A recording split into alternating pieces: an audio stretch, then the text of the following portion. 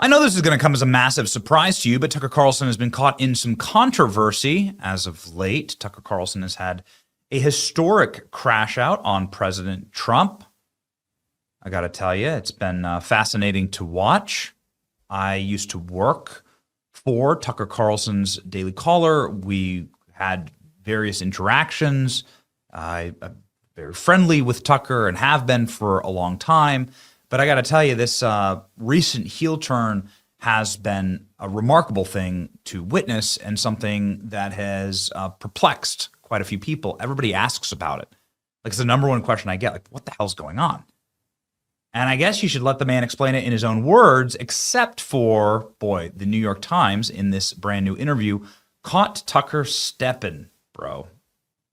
They read him a quote from his own show calling Trump the Antichrist.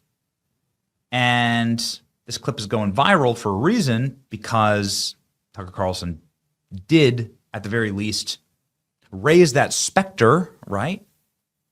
And instead of owning it, he said, I didn't say that. Talking on your show about whether Trump is the Antichrist. I have not said that. On your show, the day after Easter, you noted he did not put his hand on the Bible during his swearing-in ceremony as president.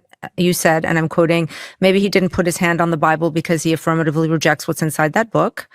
And then on a recent show, you went further saying, here's a leader who's mocking the gods of his ancestors, mocking the God of gods and exalting himself above them. Could this be the Antichrist? I actually did not say, could this be the Antichrist? Here's a leader who's mocking the gods of his ancestors, mocking the God of gods, and exalting himself above them. Could this be the Antichrist? Well, who knows? I don't know where that comes from, but I know that those words never left my lips because I'm not sure I fully understand what the Antichrist is. If there's just one, I actually tried to understand it. I may have said some are asking that. I'm not weighing in on that because I don't understand it. But you did say it, bro. You did, and there's things that I regret saying. And I got to tell you, you shouldn't be calling Trump the Antichrist. Quite frankly, like, these kind of suggestions, I think, are unnecessarily ratcheted up and to the extreme and incendiary. And there's a really extensive threat profile on the president right now. It's pretty obvious. We can all see it play out. And I think language like that is sort of tantamount to calling him Hitler or any other slur that is used in almost like a dogmatic way. And I just don't think it's constructive. We've disagreed with Trump on this channel. You can disagree like an adult. I think you can disagree forcefully, and you can do so for the good of the country. Tucker Carlson, more than any other pundit in the country, got President Trump elected. And so it's very, very strong words coming from Tucker Carlson, who also recently apologized for his support for President Trump. So obviously this is getting him in quite a bit of hot water. Tucker Carlson caught flat out lying about calling Trump the Antichrist. I mean, I don't really know how you explain this away. I mean, they did do it, right? You did do it, and it did it in April. There's a lot of stuff that I said maybe years ago that I completely forgot. Who knows? But it was just a month ago. It hit my feed, right? Like a nuclear bomb. What an amazing clip. The essence of Tuckerism. New York Times asks why he called Trump the Antichrist. He says he never said it. New York Times shows a clip. Tucker says he doesn't know what the Antichrist is. Not good. I mean, I don't know, man. What can you say when it's all on camera? It's the tough part about this profession. The horrible part about this profession is that, like, well, it's all kind of cataloged and it's all been on camera. The New York Times asked Trump deranged psychopath Tucker Carlson why he called Trump the Antichrist. He did say that, and, well, I don't know, man. It's like, guys, I guess you can forget it, and you can forget you said it, but it was just last month. New York Times shows a clip of him saying exactly that. Now, here's the issue, is that the New York Times didn't show Tucker that clip. They read from that, and I wish the reporter had been less nervous and had perhaps shown him the clip, but instead she just kind of like kept going. You always got to ask follow-up questions. It's something that I learned. I'm not the best interviewer. And so it's things that I'm learning is that when somebody says something, you got to be able to hit them with a follow-up question, right? Okay, here's the video of you calling him the Antichrist. What do you mean by that? And we've been doing that a lot recently, sort of obviously shrug, put your shoulder into it.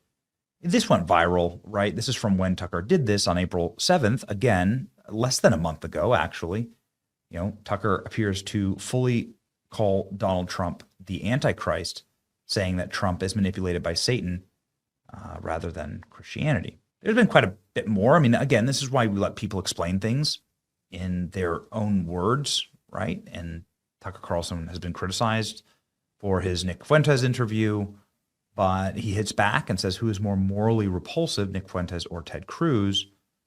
And people are calling this the Tucker cost. I'll let you decide.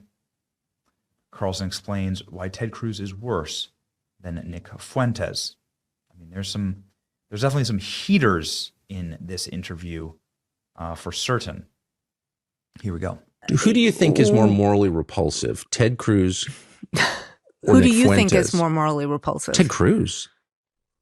Ted Cruz is a sitting U.S. senator who has called for the killing of people who did nothing wrong, whole populations who advocated for this war.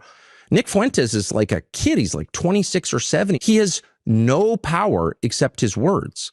Here you have a public official who we pay, who has actual power, who's voting for things, who's making policy decisions. And those decisions would include, in fact, they are focused on the murder of people who did nothing wrong.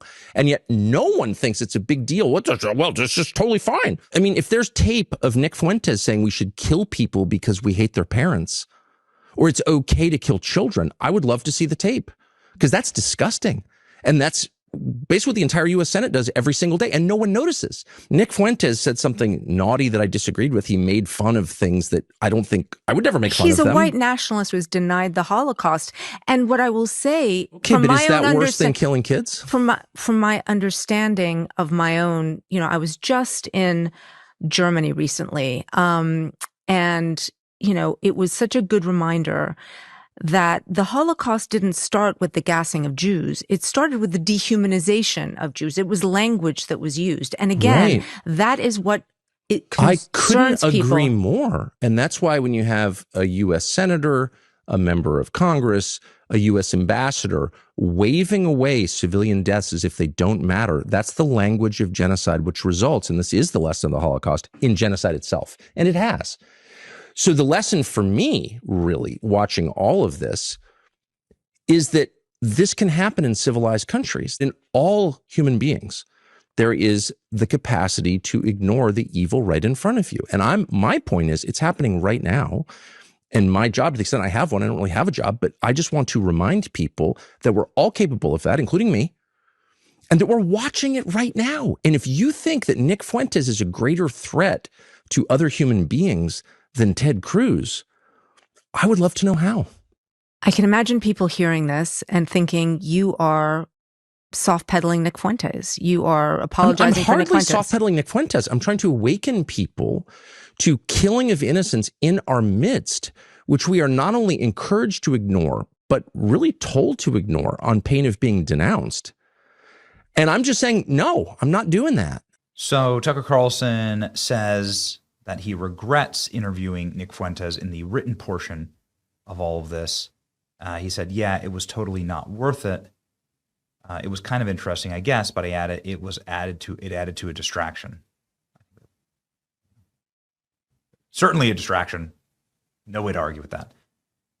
He also says that he doesn't want to get J.D. Vance in trouble when asked how often he texts with J.D. Vance, Tucker Carlson's son. Just left the J.D. Vance orbit. His name's Buckley. He's a really great dude, by the way. And did, I think, great work for the vice president. We've worked with him, with the vice president before. And yeah. But he's since left the office. And Tucker Carlson explaining, again, his heel turn on Trump, which is this. Trump is being held hostage by Benjamin Netanyahu and his many advocates in the United States. Calling him a hostage is quite tough, even for Tucker, something that Tucker has repeated. Tucker Carlson says Bibi Netanyahu is being held hostage. Trump is hostage of Netanyahu.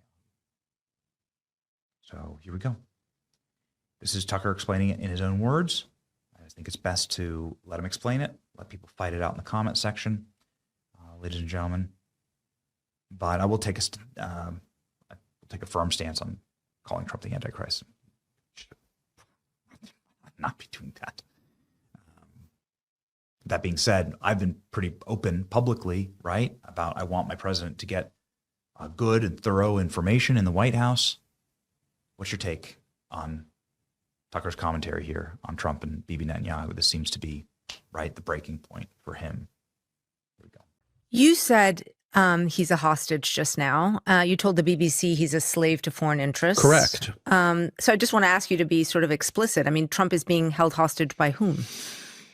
Or by who? Benjamin Or by Netanyahu what? and by his many advocates in the United States. And we know that not simply because Trump started the war on February 28th, but because he couldn't get out of it. He declares we're having a ceasefire. This was 4 weeks in. He says we're having a ceasefire and we're having these talks and they're going great and we're going to open the strait.